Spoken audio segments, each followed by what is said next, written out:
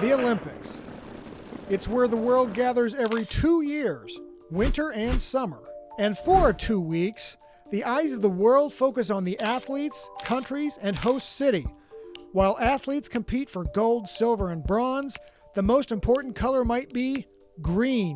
According to an Oxford University study, it cost an average of $12 billion for a host city to fund just the sports-related cost of a Games between 2007 and 2016.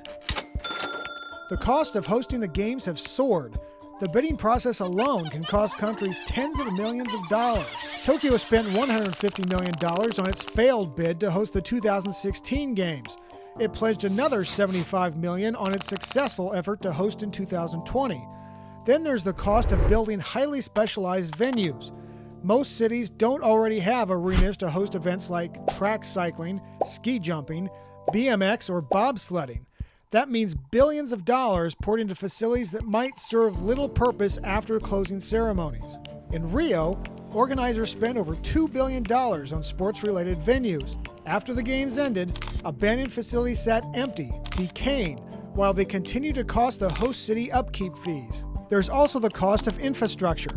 Cities need to be able to house tens of thousands of people and move them around. That means building new hotels, train lines, and sometimes airports. In 2008, Beijing spent more than $20 billion on transportation infrastructure alone. But the greatest cost factor in putting on the Games may be host city inexperience. You're always doing the Olympics in a new place. You always give it to an organization that haven't tried it before, to a place that haven't tried it before.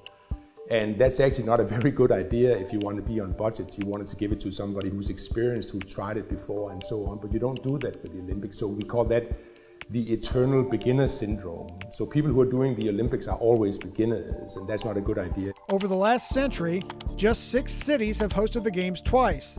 Beijing is now the first to host both the Summer and Winter Games.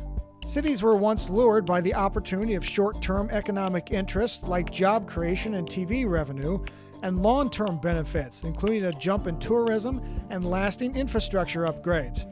But while host cities foot most of the bill, they don't keep most of the revenue.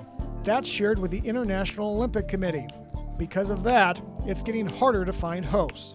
Recently, a growing number of cities have withdrawn their bids as they realize the financial burden. Here's the reality. Every single Olympic Games since 1960 that we have financial data for has had a cost overrun. Economist Andrew Zimbalist has one idea: Los Angeles, forever. He argues it already has the venues and the needed infrastructure. LA is getting the 2028 Games, 4 years after Paris hosts in 2024. It will be each city's third time hosting. The IOC isn't ready to commit to only one permanent location, but it knows it's facing a problem. In 2014, it produced the Olympic Agenda 2020, a set of 40 recommendations to safeguard the Olympics. It includes reducing the cost of bidding, using already existing facilities, and promoting a more sustainable Olympics. The IOC says Paris will use almost exclusively existing or temporary facilities in 2024.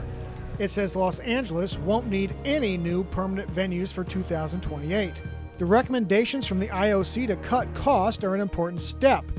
Translating them into action will allow it to keep the flame burning for Olympic Games to come. I'm Nate Carlisle for Newsy.